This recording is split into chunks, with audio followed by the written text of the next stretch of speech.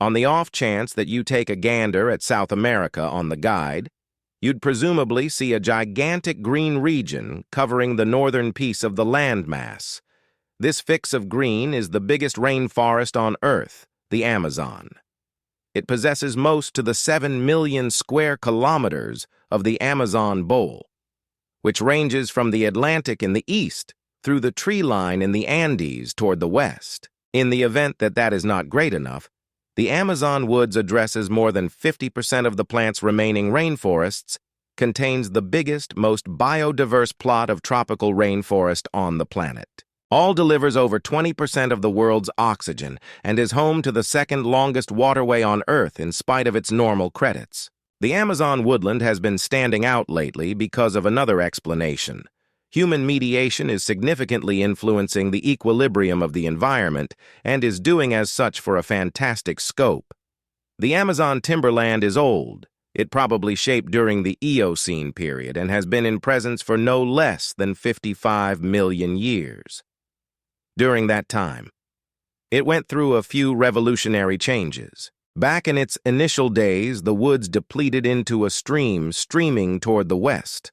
However, throughout the span of millions of years, the seepage bowl was parted along the center of the mainland by the Purus curve as the Andes rose quarter the way to the Pacific was shut, making a huge lake was in the last 5 to 10 million years. This collecting water got through the Purus curve, joining the easterly stream towards the Atlantic, bringing forth the Amazon as we probably are aware today. Notwithstanding the geology of the area, the timberland likewise profited from the central environment of the district. Take a gander at this, while the time pass. Notice the band of weighty precipitation over the Amazon. This is known as the Intertropical Union Zone, or ITCZ in this space. The extreme sun-powered energy is stirring things up around town, creating a convection zone of rising air that loses its dampness to visit rainstorms. Nothing unexpected. Tropical jungles are dependent upon weighty precipitation. What is, maybe less known, is that huge tropical jungles add to the development of downpour mists and produce as much as 75% of their own downpour. One self-supporting precipitation cycle should be visible from space, as the Amazon wilderness is frequently covered by popcorn-type mists, framed by dense water fume, delivered by plants and trees during a radiant day, regardless of all the vegetation and overflow of life in the Amazon. The rainforest soil is entirely exhausted. This is on the grounds that the greater part of the accessible supplements are immediately retained and put away in the actual plants, the weighty downpour. Likewise adds to this consumption as certain supplements, for example, phosphorus, are washed away from the dirt into streams emptying ceaselessly out of the timberlands. In spite of that, an equilibrium is kept up with, as the Amazon gets a normal stockpile of supplements. For example, phosphorus from an improbable source. The Bodel Misery in Chad is an Asian lake bed where rock minerals made out of dead microorganisms are stacked with phosphorus. This region is likewise one of the world's most dynamic well springs of residue storms. The residue supported up, and all tempests consistently is then shipped via airflows through the whole Atlantic Sea, arriving at Focal and South America. The phosphorus, the teaches, the Amazon soils from the Saharan residue makes up for what is lost because of the unnecessary downpour and flooding given the precipitation levels on the planet's biggest rainforest. It is business as usual that the region is depleted by the world's biggest stream, running from the west toward the east at the length of around 6,400 kilometers. It is the second longest waterway on the planet, at a typical release of around 209,000 cubic meters each second. The Amazon has a more prominent stream in the following 7 biggest free streams, joined and addresses north of a fifth of the worldwide waterway released to the sea. To provide you with a thought of the size of that volume, you can see the impact of the stream on the saltiness of the Atlantic. See from space. This obviously is reasonable because of the way that the Amazon bowl is the biggest release bowl on the planet. The Amazon stream is hands down the second longest waterway on the planet. However, assessing its length can be very troublesome because of the normal wandering of the waterway, as you can see over a time of 30 years. The waterway course isn't exactly very powerful because of varieties in water stream and silt disintegration. In spite of this unpredictability, the Amazon has stayed the fundamental transportation course in the wilderness since provincial times. The thick vegetation and exhausted soil have forestalled the spread of farming with the majority of the Amazon bowl, remaining generally lacking and involved for the most part by native individuals today. The biggest city on the Amazon makes up roughly half of the number of inhabitants in the biggest Brazilian territory of Amazonas, separated from its monetary importance.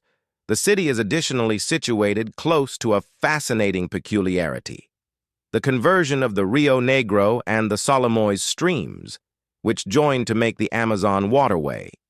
The converging of the streams is very intriguing, as they seem to run one next to the other, without blending for around 6 kilometers in a manner. Life inside the Amazon is actually similar to this peculiarity, supported by a sensitive environment. Balance laid out more than large number of years, this equilibrium is currently being undermined by the steadily expanding human exercises in the locale. To comprehend the reason why this is occurring, you really want to take note of that the Amazons go through the domain of 9 nations which are all creating as their economies develop. It is just normal for them to attempt to kill their undiscovered assets. A genuine model for this would be Brazil, whose quick monetary development over the course of the past many years has brought about a consistently expanding interest for energy, given the regular assets of the country, which envelops the greater part of the Amazon backwoods. Over 65% of the power in Brazil is created by hydroelectric power plants. Regardless of the way that hydroelectric energy is sustainable, and in this manner ostensibly preferable for the climate over petroleum derivative-produced energy, there are as yet serious natural costs engaged with the development of such power establishes. How about we take a gander at the Belo Monte Dam on the Shinju waterway, for instance? The dam, first of all, is tremendous. It is enormous to such an extent that its ability, when completely functional, would be more than 11 gigawatts, which would make it the second biggest hydroelectric dam in Brazil and the 4th biggest on the planet. The development of this office expected that the Shinju waterway stream is redirected from its normal flow, flooding an area of 640 square kilometers, making harm fish populaces and vegetation, while simultaneously expanding the spread of jungle fever and dengue fever in the locale.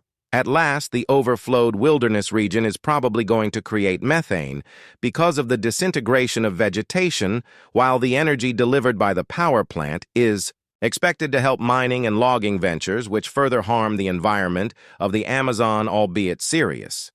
The impacts of hydro plants bomb, in contrast with the Amazon's most prominent biological danger before a station, for giving a thought of the size of the issue. This is what the timberland resembled in 1984, and this is what it resembled in 2016. Preceding a station itself is certainly not another peculiarity, as people have involved the woodland for food for many years. What's happening anyway is the point where the backwoods is being chopped down before station rates truly got during the 1970s, to a great extent driven by the financial development of the nations in the locale and the ascent of modern-scale horticulture strategies. For example, design consume were consolidated to cause the poor to so reasonable for farming and following its unavoidable supplement exhaustion. Dairy cattle farming could take over lately. The profits of steers farming have pushed the business significantly further into the Amazon, representing 80% of the ongoing deforestation rates. Today, the Brazilian Amazon is home to roughly 200 million head of cows and is the biggest exporter on the planet, providing about 1/4 of the worldwide market. To place this in different terms, roughly 450,000 square kilometers of the woods at Amazon in Brazil presently act as steers' pastures, on the off chance that this wasn't terrible enough as of now. All things considered, at its ongoing speed, The forestation would obliterate the whole Amazon in the span of a century anyway. The woodland would arrive at a tipping point far before that and wouldn't have the option to deliver adequate precipitation to support itself in the event that the Amazon rainforest were to vanish, notwithstanding the colossal loss of biodiversity. The environment in the locale and all over the planet could encounter significant changes. This, anyway, is a point for a totally separate video. Up to that point,